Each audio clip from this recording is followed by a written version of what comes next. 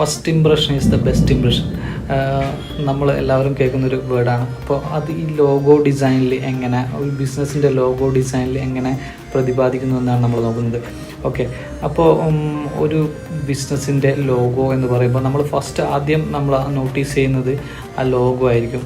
അപ്പോൾ ആ ലോഗോ നല്ല സ്റ്റാൻഡേർഡും നീറ്റും യുണീക്കൊക്കെ ആകുമ്പോൾ നമുക്ക് അവരായിട്ട് അപ്രോച്ച് ചെയ്യാനുള്ള, അല്ലെങ്കിൽ ഒരു ബിസിനസ്സിൽ അപ്രോച്ച് ചെയ്യാനുള്ളൊരു ടെൻഡൻസി കൂടും. ഫോർ എക്സാമ്പിൾ പ്രൊഡക്റ്റ് ആണെങ്കിൽ പ്രൊഡക്റ്റ് പർച്ചേസ് ചെയ്യാനുള്ളൊരു ടെൻഡൻസി കൂടും.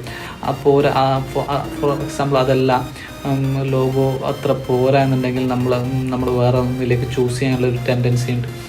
എന്തുകൊണ്ടെന്ന് വെച്ചാൽ നമ്മളിപ്പോൾ ഒരു പ്രൊഡക്റ്റോ, ഫോർ എക്സാമ്പിൾ പുതിയൊരാളെ കാണുമ്പോൾ തന്നെ നമ്മൾ 7ഓളം പ്രഡിക്ഷൻസ് വെക്കുന്നു എന്നാണ് പറയപ്പെടുന്നത്. അതേപോലെ തന്നെ ഈ ലോഗോ ഡിസൈൻ്റെ കാര്യമാണെങ്കിലും ഒക്കെ ഇങ്ങനെയാണ്.